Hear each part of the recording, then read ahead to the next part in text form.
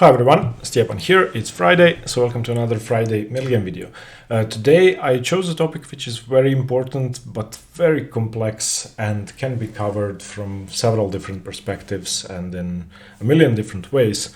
And that's playing a pawn up or a pawn down, where one side has the extra pawn. What should you do? How should you approach the position? And basically, what's the best way to play? Now, straight off, I'd like to say that there isn't one way to play. When you're a pawn down or when you're a pawn up, you have to adjust to the intricacies of the position. But there are some general principles you can try and apply, and I'm going to try to cover them with 6 different games. You can see the games on the right side of the screen. They are very interesting, all of them. I'm not going to be going through the entire games, but through the key moments. And we're going to go through the games from the perspective of the side that's pawn up and the pawn down, to see the differences in the approach. The first game I would like to go over is a less known game from the 84-85 World Championship match between Karpov and Kasparov, or Kasparov and Karpov. And we will start in this position where Garry Kasparov was white and he won a pawn. So in this position, white is to play and he simply captured knight takes d5. Now I chose this position first because I think that's a very important theme that you simply have to consider every time one side is material up or down, and most importantly when one side is a pawn up, because most other material imbalances where one side has extra material more than a pawn are, well, they are not winning generally, but they are easier to win when one side is only a pawn up. The thing you have to consider is the endgame. And I chose this position, which is a very late middle game, very close to the endgame, precisely because of that. When you go a pawn up or a pawn down, you have to consider what the endgame is like. And the most important thing you have to pay attention to is which pieces you'd like to trade and which pieces you'd like to keep on the board in order to either increase your own winning chances if you're a pawn up, or nullify or decrease your opponent's winning chances if he's the one with the extra pawn. Okay, in this position, Garry Kasparov won a pawn, he's a pawn up. Karpov continues with rook to b5, putting pressure on the queen. Of course, the queen has to keep guard of the knight, so a8. And now queen to d7, double pressure on the knight and pressure on the d4 pawn. In this position, Kasparov plays tactically, and sometimes in order to save your pawn, you need to find dynamic continuations which will allow you to keep the pawn with a counterattack. Therefore, knight to c3. So the rook is attacked, and therefore the pawn cannot be captured. So rook to b4. And now d5, the pawn advances forward. And in this position, the move queen to c7 is played, which is a very smart move. Firstly, it attacks the knight, forces it to move away from the defense of the pawn. Secondly, it creates sort of a net around the white queen. And the goal for black here is, since he is a pawn down, he knows that the endgame is going to be more likely to end in a draw if the queens are off the board. This extra passed d5 pawn for Kasparov is very strong and supported by the queen and by the knight and by the rook. Should white be given time to develop the rook, could be herded up the board fairly quickly and could cause issues. Okay, knight d1. Kasparov plays a very smart move, rerouting the knight to e3. And now rook to b5. Now the idea behind rook to b5 is to provoke a tempo move, basically to provoke a defensive move from white. And now knight to e3 is played, defending the pawn. Of course, now the pawn cannot really be captured unless black plays king h7 and knight d7 and knight f6, in which case white would have enough time to defend with rook to d1 and play d6, and the position would get basically lost. But in this position, Karpov finds a very precise move. More importantly, the idea is precise and the idea is correct, and that's to play queen to a5, forcing a queen trade. Now, of course, the queen has no squares. All the squares are covered. Therefore, there has to be a trade. So queen a5, rook a5. Okay, so now the position is simplified. And again, we have almost entered the endgame. And since this is a middle game video, I'm not going to be discussing the endgame too much, but it's important to understand that Anatoly Karpov had anticipated this endgame in advance, and he knew that should the queens be traded off, it's going to be easier to hold. Now, what else would you like to trade off in order to make this a fairly easy draw? If you trade the knights off, then white has an outside passed pawn, which sometimes is a draw, sometimes isn't, depending on where the kings are and where the rooks are placed, whether the attacking side's rook is behind the pawn or in front of the pawn. But if the rooks get traded off, then the endgame becomes a fairly simple draw. Okay, rook d1 played by Kasparov, of course, preparing to herd the pawns forward. And again, with the queens off the board, it's easier to hold. Knight d7 played. The knight is being rerouted to a more central position, and perhaps the knight is going to stay here just to blockade the pawn. Perhaps it's going to advance and put pressure on the pawn. g4 played by Kasparov, taking up kingside play space, and preparing to get his king into the game the fastest possible way.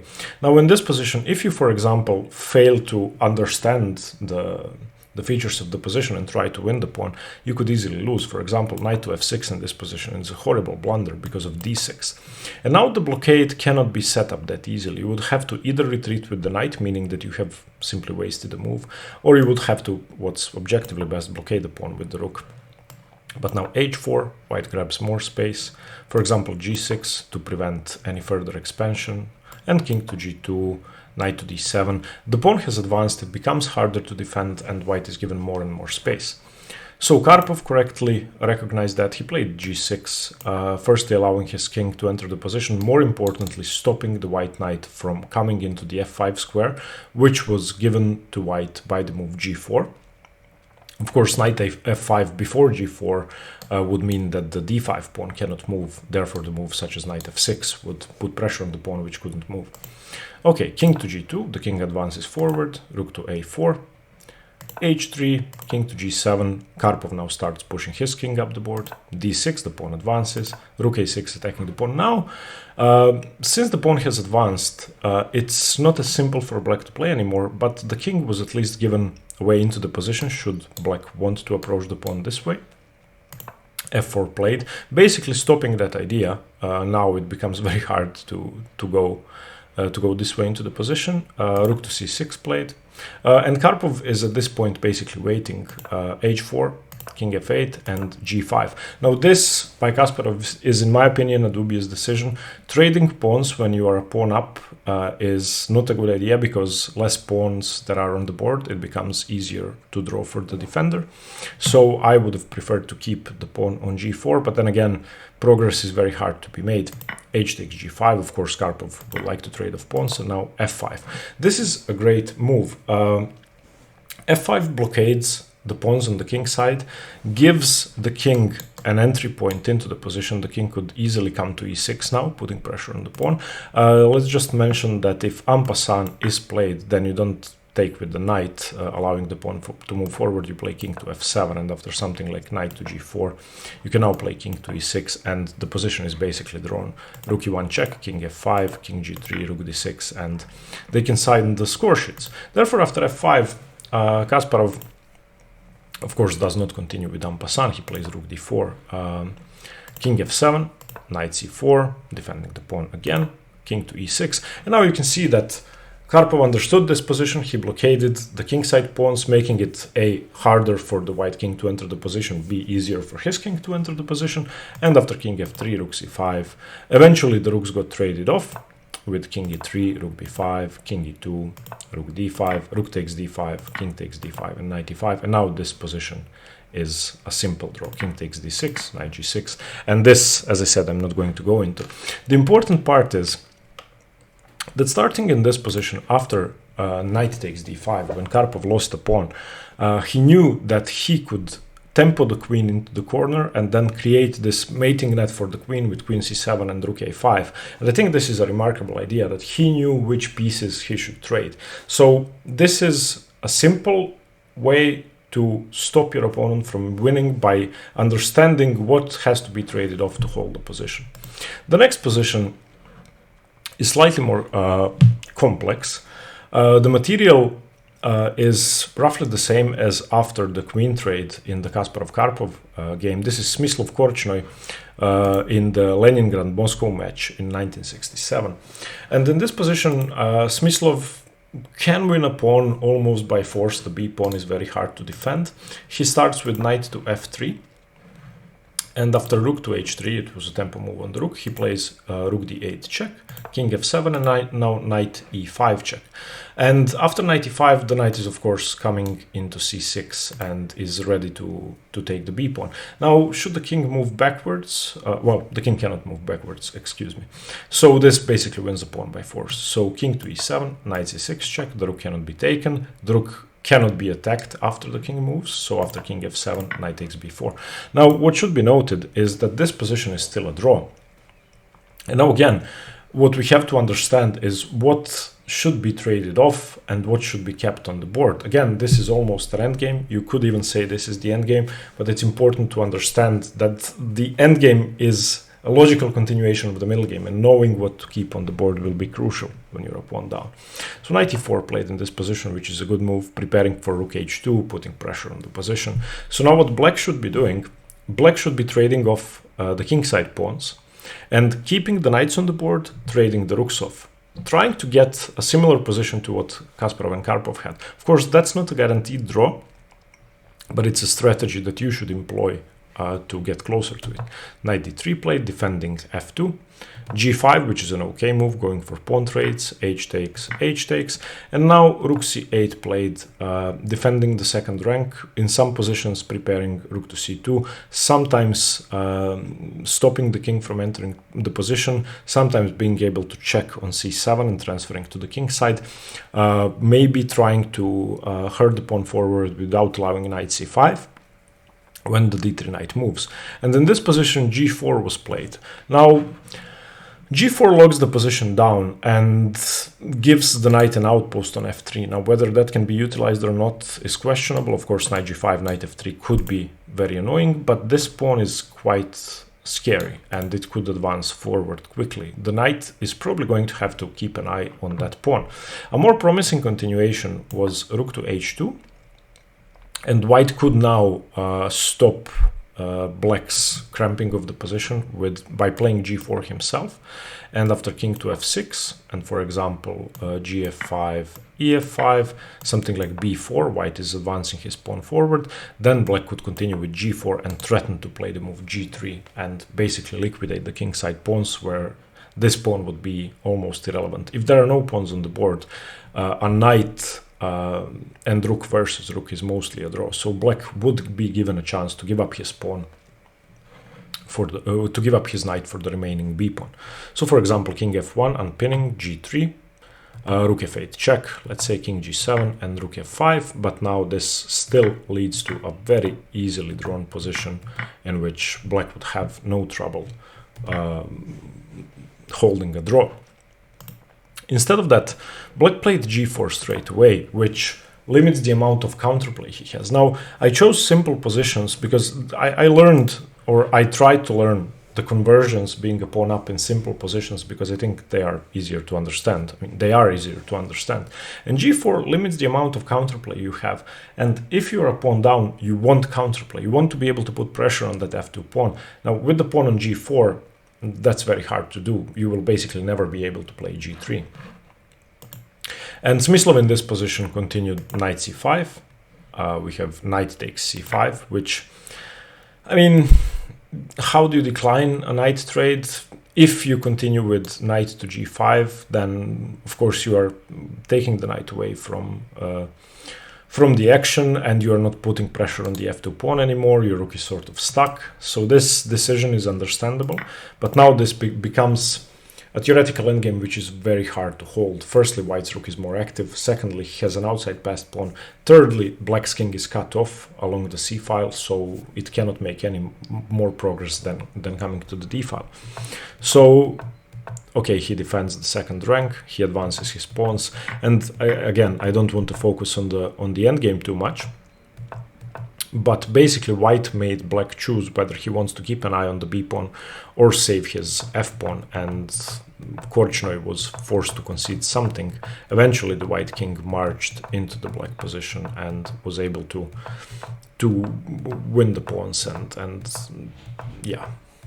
Okay, so here it's already lost after king takes b6, rook to g5. This pawn is going to drop, and white is going to win with his g pawn when the black king is cut off from the position.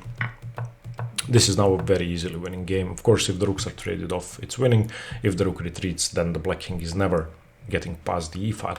So I think this game is very instructive. In this position after rook to c8, black failed to recognize what he should be doing to complicate the position. So technique number 2, along with recognizing which pieces you want to keep on the board, is seeking counterplay in any way possible. If there is a weakness in your opponent's position, you need to do your best to target it.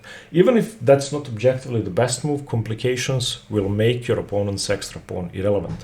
By playing rook h2 in this position, black would have caused issues which would have prevented white from simply pushing his pawn forward. Okay, this game is...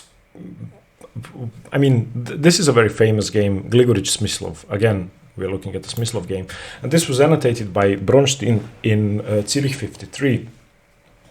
And this is an example of a clear conversion where white, after losing a pawn, made no apparent mistakes, but black just didn't give him a chance to play for any sort of plan, and black had no trouble converting. Now, Smyslov's technique in this game was impeccable. Okay, so first of all, in this position, the c4 pawn is a weakness, and white should have continued knight to d2, where the bishops would have been traded off, the pawn would have been secure, and white may even hold a slight edge because of this pawn that's blockaded by the rook, and it would be hard for black to do anything sensible. Definitely, he wouldn't be able to go for an advantage. Instead of that, white continues knight e5, which just allows a tactical continuation that wins a pawn. So we have bishop g2, king g2, and now knight to f5 played, attacking the rook. Rook to d2, d6 attacking the knight, e4 attacking the f5 knight, and now knight takes g3, grabbing a pawn, h takes g3, d takes e5. Okay, so black has a doubled e-pawn, and of course he is a pawn up with no clear compensation for white. I would say that black's king is safer. I would say that black's rooks are... Okay, black's rooks are for the moment worse than white's rooks, but it's better for black. Now,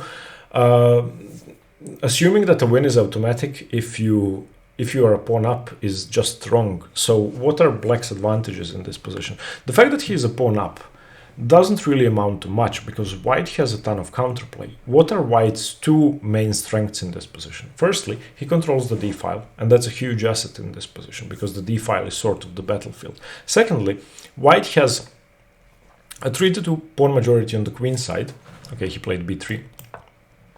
And if he is given time, he would be able to create a passed pawn, and he would be able to create counterplay that would make it very hard for black to utilize his extra pawn. Now, what does black have? He has the extra pawn, of course. Long term, that's very useful. It could be used to create a passed pawn on the e-file or on the d-file should any trades happen as they did in the game. But more importantly, black is controlling a ton of key squares: d4, d5, c5, f4, f5. All of these squares are controlled by black's pawns. If you look at the amount of control white has, it's basically b5, and that's it. That's the only square that's not contested by the black pawns. So black has a lot more control. Now, what should black be doing in this position? Let's look at black's plan. Firstly, should black be trading pieces? I think so, because white is for the moment controlling the d-file, so black should be aiming to trade off not both pairs of rooks, but one pair of rooks, to make sure that the control of the d-file can be sort of dampened and that its influence could be reduced by forcing the rook to defend on two sides of the board. So, first of all, black should be trading off one pair of rooks. Secondly, black should be trying to overload the rook. Why? Because the rook is controlling the d-file, you need to force white to put the rook somewhere else. How can you do that? Where can you create a passed pawn? For the moment, you can try to create a passed pawn on the h-file. Because you have the extra pawn here, you can try to push your g-pawn to g5, your h-pawn to h5, and then you can play h4. At which point, white is most likely going to have to put his rook on h1 to stop the pawn advancing. In that scenario, you would be able to use the d-file for your own rook. Okay, what's white's strength in this position? Another strength is the e4 pawn. And how can you undermine the e4 pawn? For the moment, it's not defended, but white could be playing f3, as was played in the game, to defend the pawn. Therefore, you would like to undermine that structure with g4. I mean, Smyslov did all of that. It was just a remarkable display of middle game technique. Okay, so rook f to d8 contesting the file. Rook a to d1. As we said, we want to trade one pair of rooks, so rook takes d2, rook takes d2. King to f8 played, the king is marching towards the center. Of course, the king on e7 would be great, you would be able to play rook to d8, not to trade off the rooks, but to get your king in a better position and to stop any infiltration, making your knight mobile. So the king on e7 would make the rook able to move away from the 8th rank and the knight from f6. f3 played, defending the main asset in the position. King e7, king to f2, normal, h5, and black is now starting the second stage of his plan. Black is trying to overload the rook to force it to get to the h file, in which case black would be able to occupy the d file. So king e3, king marching towards the center, g5, and now h4 is already a very serious threat in some positions. So you don't have to create a passed pawn to make the threat of creating a passed pawn scary. Threat is stronger than the execution. I think Nimzovich was the first one who said that, but I'm not sure. Okay, rook h2, stopping h4. Rook to d8, and now black has everything. Extra pawn, control of the d-file, controlling more squares in the center, a threat of creating a passed pawn, king centralized, perfect position. Rook h1 played, white is waiting and stopping rook to d1 should the knight want to move. And now a very remarkable concept. When I was analyzing this position, I was looking at rook h8, simply forcing my passed pawn through, and that's not a bad idea. For example, knight b5, seeking counterplay, a6, knight goes back to c3, and now h4. And I mean, of course, black cannot take, but black could advance. So let's say white plays knight a4. This is just what I would play in a normal game, trying to win the pawn. But now knight d7, defending, and now gh4. gh4. Now, this is a strong passed pawn, but it could become a weakness later on in the game. Imagine the knight blockading the pawn on h3, for example, knight c3, knight d1, knight f2, knight h3, where the knight would have the g5 square, white would be able to play f4 to undermine the double pawns, to undermine the control, and maybe it would liquidate into a draw. Even though this is a good plan, Smyslov found a much stronger plan. He played the move g4, and I thought this was just remarkable. This move would never in a million years occur to me. Why did he play g4? He wanted to undermine the main strength in white's position. You basically don't have a choice, because if you advance, then this pawn becomes irreparably weak after rook to d4. If you take, the knight is coming to g4 with check, so you cannot take the h5 pawn. If black is allowed to take, then e4 is still weak and the knight has the g4 square. So a very strong move. Not creating a passed pawn, not going for the tempting option, but playing the strongest move. fg, knight g4 check. King to e2 and knight f6 coming back to the defense of h5. King e3 going back to the center, rook d4. Now your pieces are already tied down, and now it's becoming harder to defend. Now it's clear that black has a significant advantage, still using his extra pawn to control squares, not using it as a decoy, not creating a passed pawn. Rook f1 played. Knight g4 check, king e2, king f8, transferring his king probably to the defense of the h5 pawn, but Smyslov actually put his king on f6 later, which allowed him to defend all of his strengths and maybe infiltrate on g5. Rook f3 played, king to g7, rook to d3, offering a rook trade. Now, what would you like to trade in this position? If you take, your extra pawn is pretty insignificant. If white takes, then your extra pawn becomes a passed pawn on d4, which can be defended by e5. So white shouldn't really be taking. If he wants to keep the position fairly defensible, black shouldn't take because it would be a draw. So black just improves his king with king f6. Of course, now if given time, black will play king g5, knight f6, win the e4 pawn, and he will have an easy time. So rook d4, e d4, knight b5, attacking two pawns. And of course, black now has no issue giving up the a7 pawn if he can win e4. So king e5, knight a7, king e4.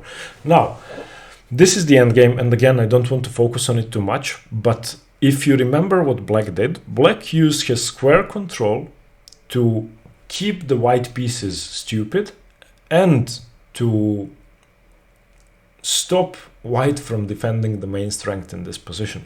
White still has, now he has a 3-1 pawn majority on the queen side, but now it's basically too late. Knight c8, d3 check, king to d2, king to d4. White shouldn't really be taking on b6. Black is too quick. White tried to move c5, but after bc5, knight d6, knight e5, white just resigned. Of course, the move knight to f3 is coming at some point, and the king is going to be forced to move, and the black king will infiltrate, and these pawns will be too slow. So this was just starting from, let's say, this position. A remarkable display of middle game technique. He used his square control. He completely denied white of being able to use his strengths in the position. He knew what to trade. He forced white to relinquish the control of the d file, which was one of the two main assets he had. His pawn majority on the queen side never even moved. So, a remarkable game. Okay, the next example is a very simple example, and I chose this one because that's what usually happens when weaker players are a pawn up, like me. So in this position, Capablanca is white. He's playing Gamos Bern in San Sebastian 1911, and he simply wins a pawn, queen h7. All right, king f8, only move.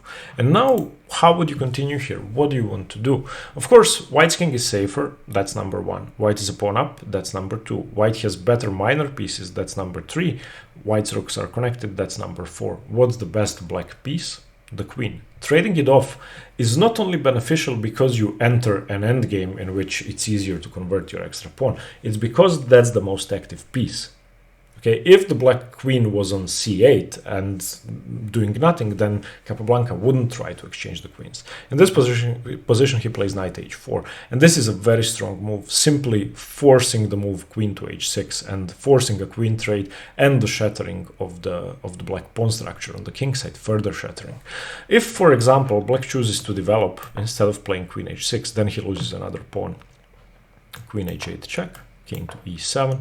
Knight to f5 check, king to d8, and queen takes g7, and this would be an easy conversion for Capablanca. So after knight h4, queen h6, queen h6, gh6. Now it becomes simpler. You have an extra pawn, you have weaknesses. I'll just briefly show you what Capablanca did. He played knight f5, putting pressure on h6, h5, forcing the pawn to a light square. Incidentally, white has a light squared bishop, so bishop d1.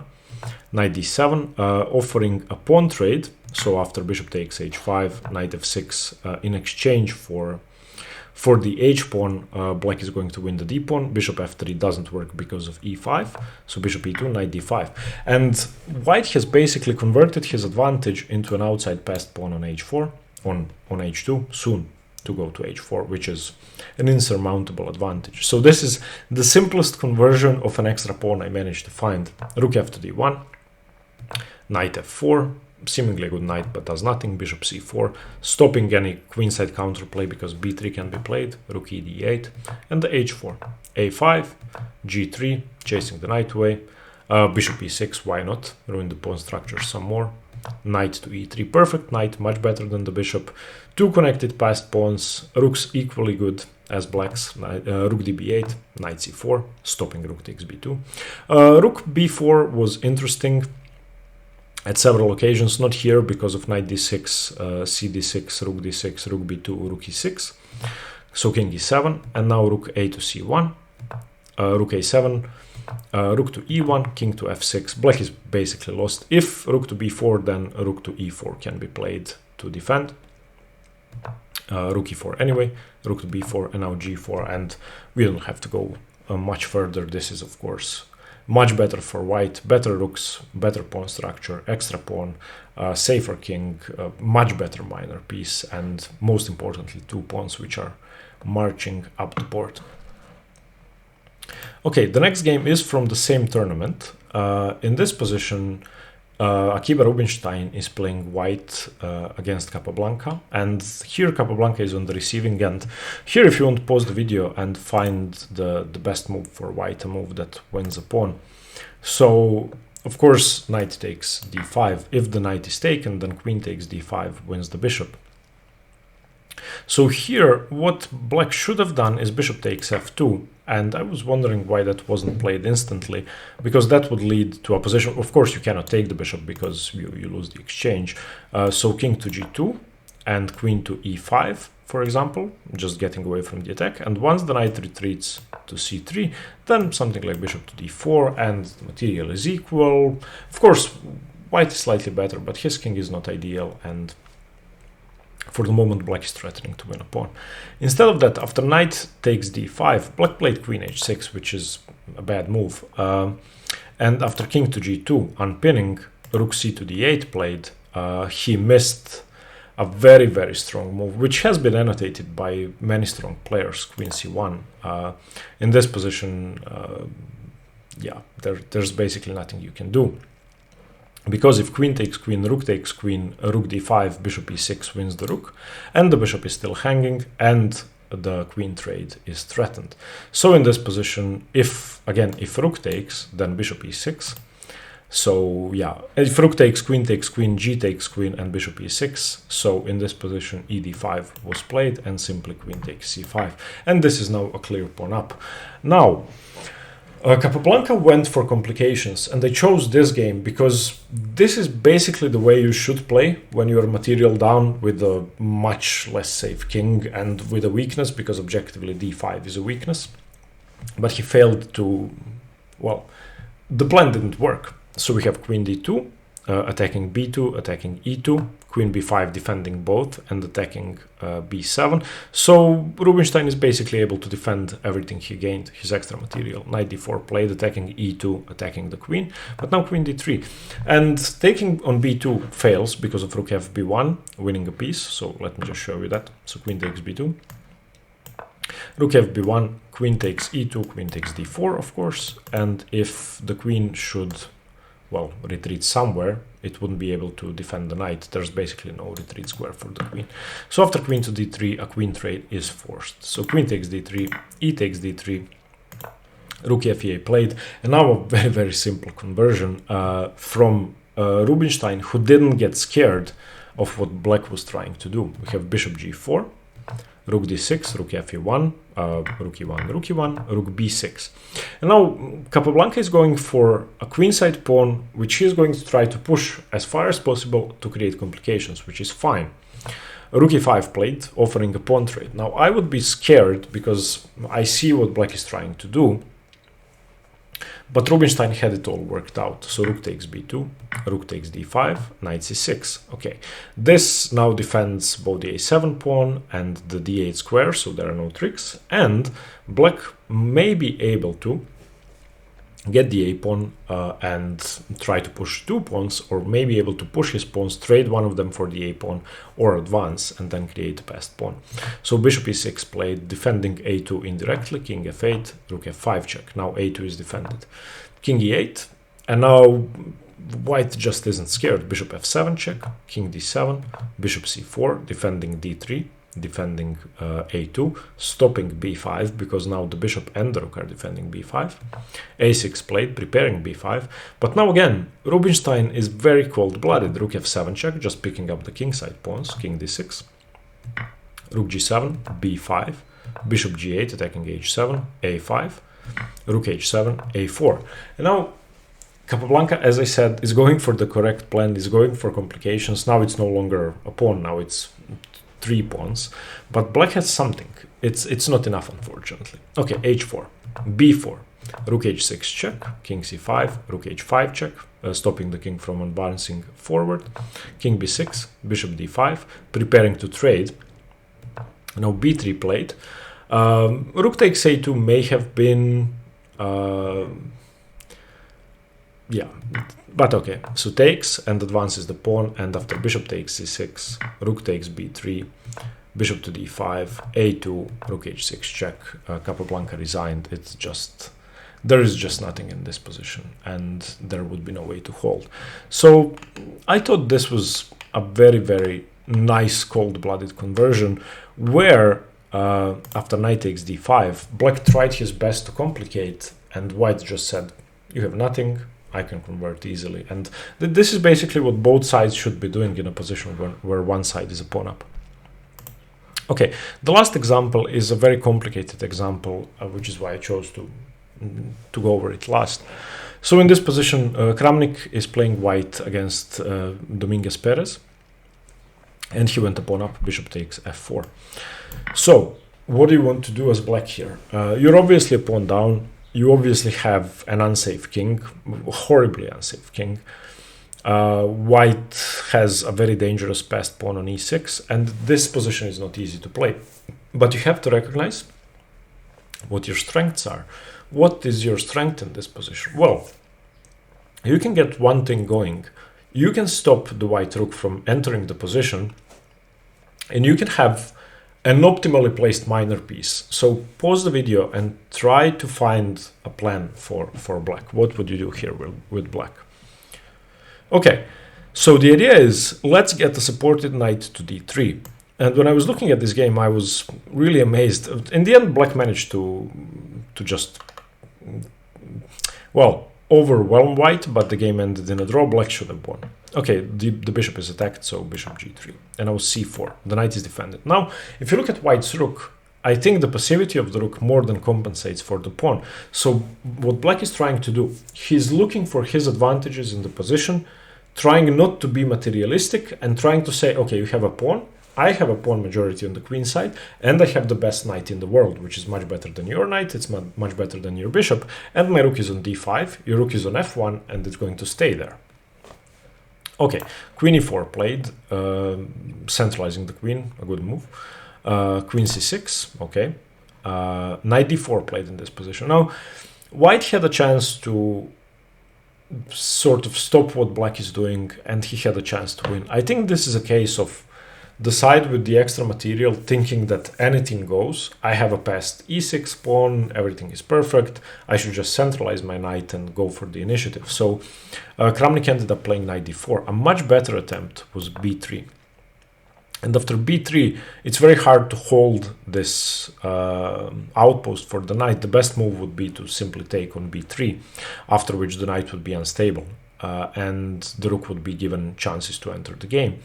If, for example, b5 is played, then knight d4 and the position collapses, queen c5, and on knight takes b5, of course, after queen takes b5, bc4 would win for white.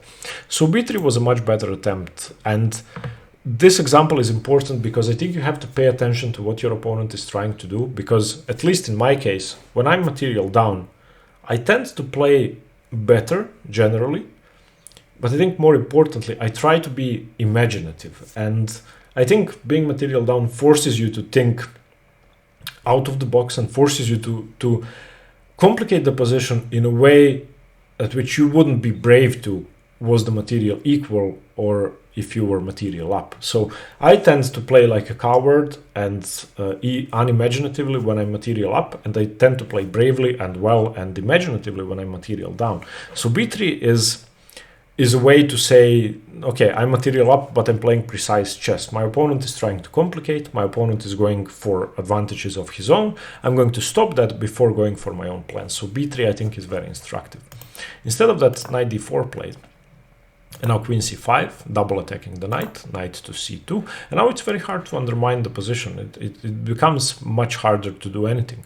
Queen c6, knight e3 played, attacking the rook, attacking the pawn, but rook c5, a very strong move. And offering a queen trade, which I think should be declined by white, because if it's accepted, then this pawn is going to drop. Remember that without the major pieces on the board, advanced passed pawns are often weaknesses instead of strengths. So queen g4. Keeping the defense of the pawn, and now b5 for free, and now the same variations don't really work. f4 played, and for some reason, and again this is the syndrome I think of, like everything goes, I'm material up, I have a passed pawn. For some reason Kramnik decided to weaken his position further. Now look at this knight on d3. I mean, who would rather be white in this position? I wouldn't. I mean, you can take on b2. That's probably too scary because of f4, because of f5, but still, even grabbing the pawn could be okay. Instead of that, Dominguez Perez played a very precise move, attacking the knight and of course stopping f5. Okay, queen to f3, and he wants to trade queens. Why not? Queen takes f3, rook takes f3. This pawn is weak, this pawn is weak, and once you take the b2 pawn, if you take it, then you have a very nice pawn majority, which is hard to stop. Rook c6 played, attacking the e6 pawn, f5 played, and of course now after gf5, knight f5, this pawn is a goner. You want to save your bishop first, of course, so bishop c5 check, king h2, and rook takes e6. And from the starting position, when white had the extra pawn on e6, I think this is an incredible transformation, and it shows how well and imaginative black played in the game and how relaxed white became because he had the extra pawn, because he had a safer king, because he had the pawn on e6. So in a matter of 10 moves, white managed to make his king far less safe, managed to lose his extra pawn, and he managed to give black a very strong pawn majority on the queen side. The game ended up in a draw after b3, h5, bc4, bc4, bishop c7, rook e2, bishop d6, and bishop b6. I would still be black if I had to choose, but I thought this was just a remarkable strategy. So coming back to the original position, after you lose a pawn, try to find the resources in the position. And if you win a pawn, just try to calm down and try not to weaken your king. Try to figure out what you would play for if you were the side with the material deficit. I think analyzing positions where one side is material up is very important, because you see patterns that players would normally not go for. I'm sure Kramnik would go for f4 and a deadly attack which weakens his king if the material was equal. Okay, I hope this video helped you at least a bit. I would advise you to look for similar games yourself. Yeah, and thanks very much for watching. Let me know what you think and stay tuned for more chess. Bye bye.